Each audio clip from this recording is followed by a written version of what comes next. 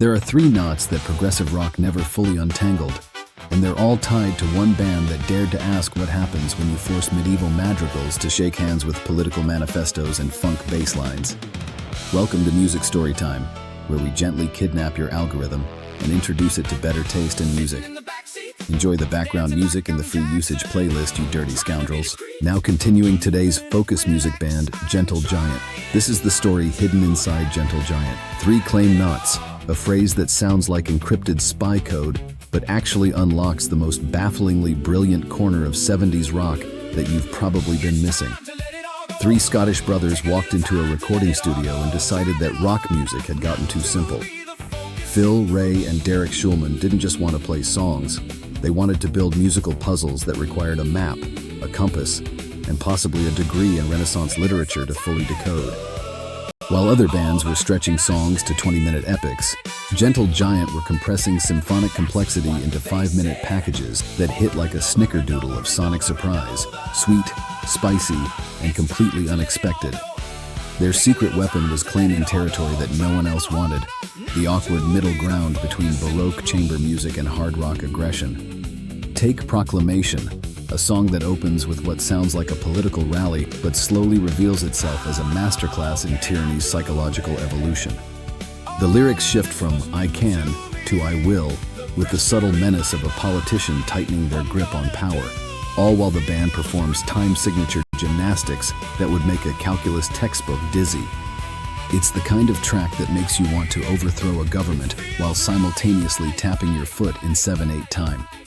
Then there's Three Friends, the concept album that proved these musicians were as obsessed with narrative as they were with notes. The story follows three schoolmates who become a road mender, an artist, and a captain of industry, because apparently someone needed to write a rock opera about British class separation. Ray Schulman actually recorded Schoolyard sounds to open the track, weaponizing nostalgia before it became a marketing trend.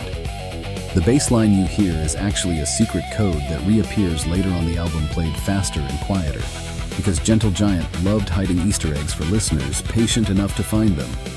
But the true madness arrives with Knots, a song that takes its lyrics from a psychiatrist's book about tangled human relationships and sets them to a vocal arrangement best described as a medieval madrigal having an anxiety attack. Here's where it gets wacky. Drummer John Weathers may have recorded his parts at slower speed and had them sped up, creating those impossibly high-pitched drums that sound like percussion from another dimension. Between the freakishly fast glockenspiel solos and the Schulman brothers singing in rounds like Renaissance monks who discovered electricity, this track represents everything that made Gentle Giant simultaneously impossible to market and impossible to forget. What makes these three songs essential listening isn't just their complexity, it's that they performed all of this live without safety nets or studio trickery. While other bands hid behind layers of production, Gentle Giant walked on stage and recreated their musical mazes in real time, proving that their musicianship matched their ambition. Phil Schulman eventually left to become a teacher and run a gift shop, which might be the most prog rock retirement story ever recorded. The band received a Lifetime Achievement Award in 2015, long after they'd stopped claiming new territory.